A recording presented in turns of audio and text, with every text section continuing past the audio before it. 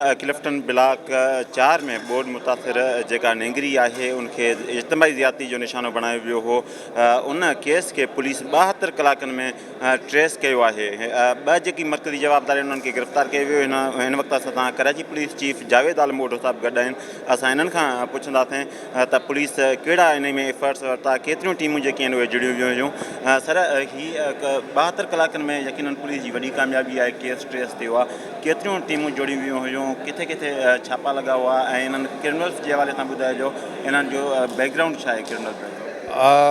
वॾी महिरबानी तव्हांजी। बिल्कुलु इहो तमामु कलील अरसे में पुलिस केस खे रिज़ॉल्व कयो ऐं हल कयो।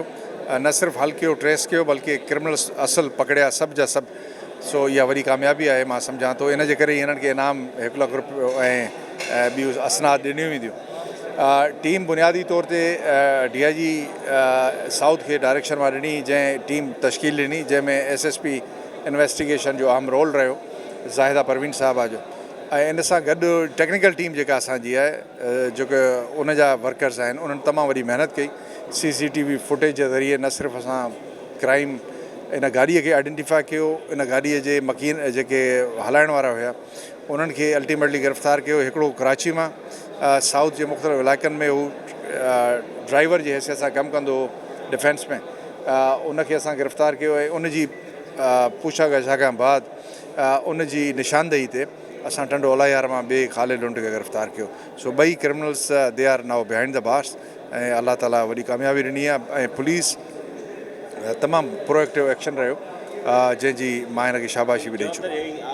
जवाबदार जेके ऑनलाइन टैक्सी कार हलाईंदो हुई गुलाम रसूल, हिकिड़ो ड्राइवर हुयो बज़ाहिर, लेकिन असां हुननि खे वेरीफाई कयूं पिया त छो जो ओबाश क़िस्म जा जवान लॻनि था ऐं उन्हनि जो तरीक़ेकार को मौज़ब या सुठो न आहे। थी सघे थो त इन्हनि मां ॿियनि ॾोहनि जी, अहिड़े क़िस्म जी ॿियनि ॾोहनि जी बि असांखे डिटेल मिले। गाॾी उन्हनि मां हिकिड़े घोटकी जे हिकिड़े जेको ओनर हुयो गाॾी जो, उनखां वरिती ऐं पहिरियां असां हुन ताईं पहुता जंहिं निशानदेही कई ऐं उनखां बाद हिन अञा गाॾी खे कागज़नि खे ट्रांसफ़र बि न करायो, लेकिन हिन खे असां गाॾी समेत ख़रीद।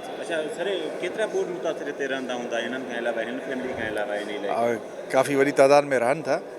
कैंप्स में त पहिरियों जेको शुरू वारी फिगर हुई 17,000 जे क़रीब हुआ, जेका बाद में काफ़ी वधी हुई, लेकिन इहे चंद स्केटर्ड फैमिलियूं आहिनि जेके इका दुका मुख़्तलिफ़ इलाइक़नि में रहनि थियूं, कुझु मज़ारनि ते, कुझु अहिड़ियुनि जॻहियुनि ते।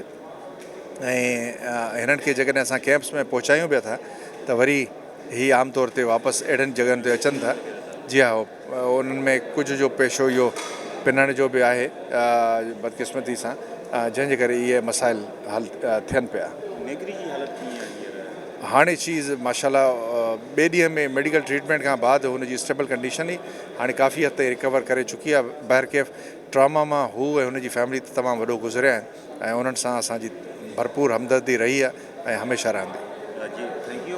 जी नाज़रीन, मां कराची पुलिस चीफ जूं ॻाल्हियूं ॿुधियूं। संदन चवण आहे त बोर्ड मुतासिर आम तौर ते कैंपनि में ई रहनि था, पर हिते ही जेकी पिननि था उहे काफ़ी इलाइक़नि में जेकी आहिनि मौजूदु आहिनि। कैंपनि में उहे पहुचायूं था त उन्हनि खे वरी वापसि अची वञनि था, छो त उन्हनि जो पेशो इहो आहे। उन जे करे हीअ अफ़सोसनाक वाक़िया जेकी आहिनि, वाक़ियो जेको आहे उहो पेश आयो आहे।